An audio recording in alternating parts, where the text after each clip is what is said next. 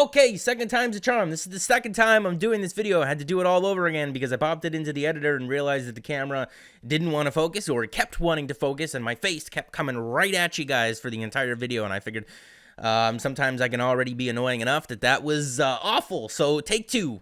Welcome to Downtown Sports. My name is Downtown Stephen Brown, and in today's video, we are going to be looking at Luke Fox's most recent mailbag because he just hucked a whole bunch of names at us in terms of defensemen that the Maple Leafs could try to acquire, and we're going to look at their analytics and how they fit into the team, which guys are guys that we should take seriously, and which guys that we should just say, you know what, when people bring those up in conversation, you know what, no, I saw Steven's video, we're going to pass on that guy for X amount of reasons. But before we start looking at guys, I think it's important to understand what we have to work with first. So this is a very real possibility for what the team could look like opening day next season. And I mean, give or take a couple of $100,000 on a couple of guys here, it's going to be a range. It's not perfect, but if you want to upgrade the defense, if you're so bent on doing it before the season starts, well, then you got to get rid of one of these guys. And you could talk about a guy like Justin Holl, a guy like Travis Dermott, even a guy like Rasmus Sandin. I don't think is 100% a lock to make the opening night lineup next season. I'm going to put that at like 75 or 80%. But if you're talking about a guy like Justin Holl, the Maple Leafs are losing Cody Ceci this offseason, and Cody Ceci, whether you liked him or not, ate up a bunch of minutes on their top penalty kill unit, and Justin Holl was the guy that ate up the second most amount of minutes on their penalty kill. So they're going to be missing Ceci. They're going to need guys to fill minutes on the penalty kill and at 5-on-5 because Ceci logged a bunch of minutes there. So getting rid of a guy that plays the second most amount of minutes on the penalty kill when you're already losing that number one guy, I don't think that that's a recipe for a good cake or pastry or whatever it is you're making. Travis Dermott, we highlighted in the previous video, he's kind of taking steps towards being a penalty killer for the Maple Leafs.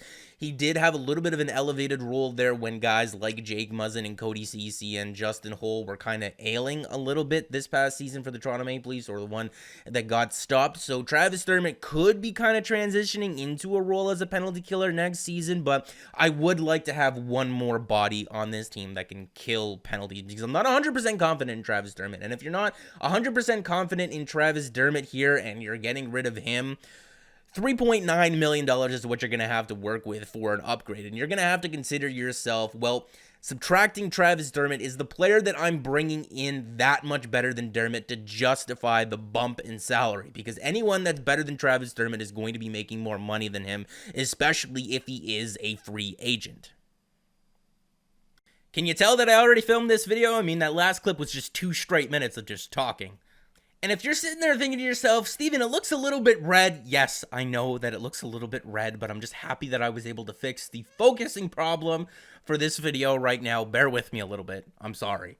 So with understanding what we have to work with, let's take a look at some of the UFA options that Luke Fox listed off in his article, and then I tacked on a couple there at the bottom, being Dylan DeMello and Justin Braun, who we've talked about here on this channel before. Obviously, Alex Pietrangelo, bit of a pipe dream, but if you're interested in seeing the lengths that the Toronto Maple Leafs would have to go to acquire Alex Pietrangelo, or even be in the conversation to offer him a realistic contract, I did do a video like that already, and I will link that above the screen here. Travis Hamonic, outside of that range that the Maple Leafs would probably have available to them, like I showed in the previous clip, of about $3.75 million to about $4.2 million, I'm going to say that they'd probably have to work with if they did get rid of a guy like Travis Dermott.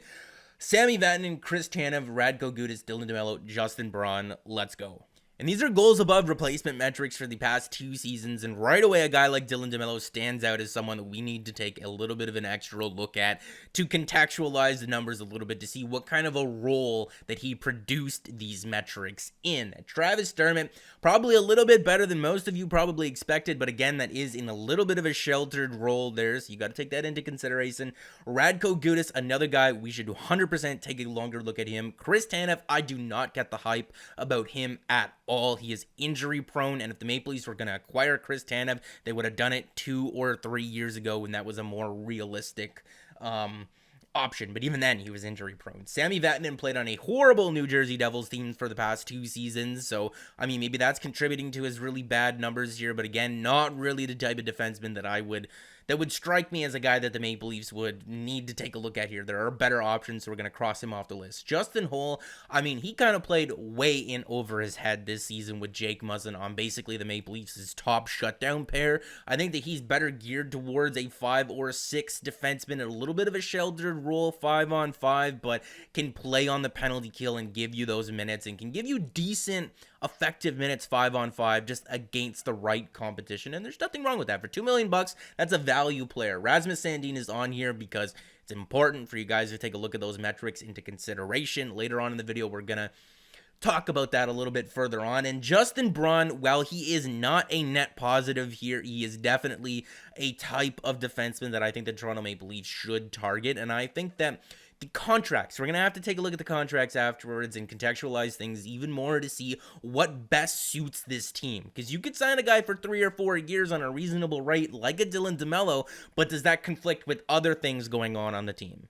So these are Dylan DeMello's zone starts for the offensive zone and the defensive zone, and we're going to be looking at it right here. When he was traded to the Winnipeg Jets, he was used in a little bit more of an offensive role, but what I really would like to highlight are his previous seasons with the Ottawa Senators teams that absolutely sucked. He was a bright spot on that team, and that's really, really hard to do. I mean, if you're looking at his numbers relative to the rest of the team, that's very, very impressive to say that he was able to do that. A little bit of a neutral role, but he does play on the penalty kill. Radko Gudas is up next, and if we're taking a look at his offensive zone starts and his defensive zone starts here, definitely used in a little bit more of a defensive role while with the Philadelphia Flyers and the Washington Capitals. But he is a guy that will chip in on offense at 5-on-5. He will kill penalties, he will throw hits, and he will drop the gloves from time to time. Definitely something that I think the Maple Leafs are lacking right now. He would suit a lot of their weaknesses. Now, Justin Braun is a little bit more of a graybeard option, and he's not the best option, especially for the price. He's going to be 33, 34 next season,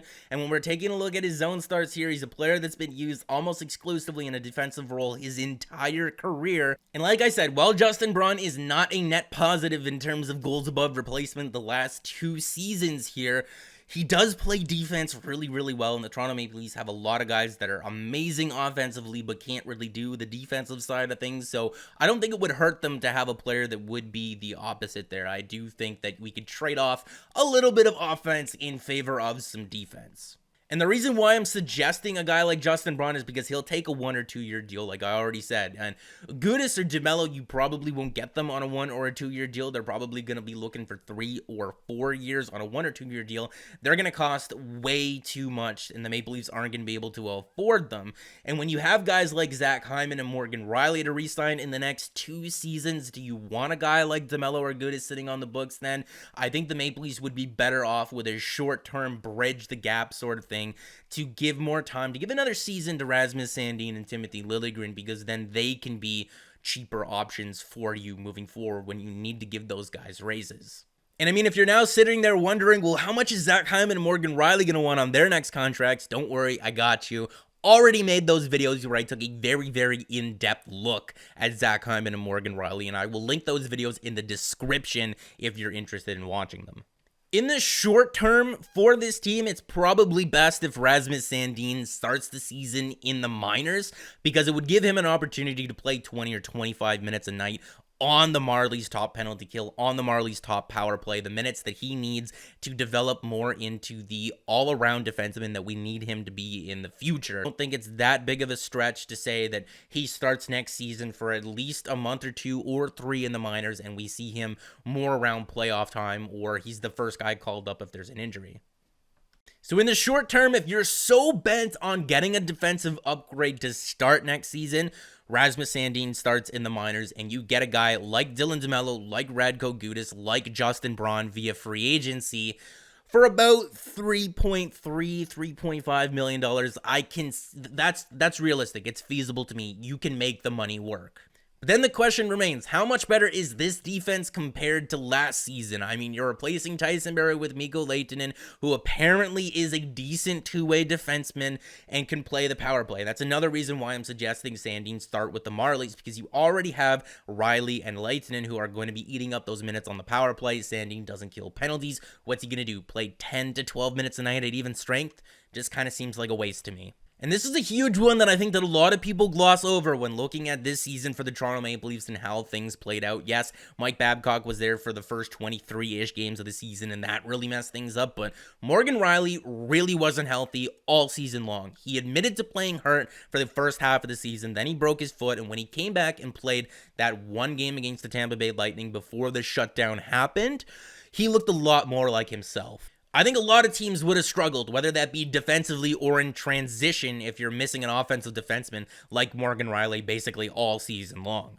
And then you're replacing Cody Ceci with one of the three guys that we already talked about, and it's not hard to see where this defense is better than it was last season. And I mean, maybe you get a better performance from Frederik Andersen. I know people are saying that I've been a little bit harsh on him. I mean, from January 1st onwards, I've said this multiple times on the channel, but he was a .897 save percentage at 5-on-5, and that was the second worst in the entire NHL over that standpoint. There's no way that the Maple Leafs defense was that bad. It was bad, but not that bad. So I think that's going to wrap things up for this video today. For the sake of having more content and not just making this video ridiculously long, we were going to be going over the trade options that Luke Fox suggested in his mailbag in the next video. And if you guys want that video right away, you guys know what to do. Just make sure to like the video if you did like it, subscribe for more because more is always on the way. And guys, remember, the Maple Leafs don't need to go out there and make this screaming Hail Mary trade or free agent signing. They just need to make marginal upgrades and hope that their star players deliver. The solutions to the problems that the Maple Leafs are having have to come from within. And if they don't come from within, then we'll talk about making that screaming Hail Mary trade next season, not this offseason. So remember to take care, guys. I hope you are all doing well, and I'll speak to you again really shortly.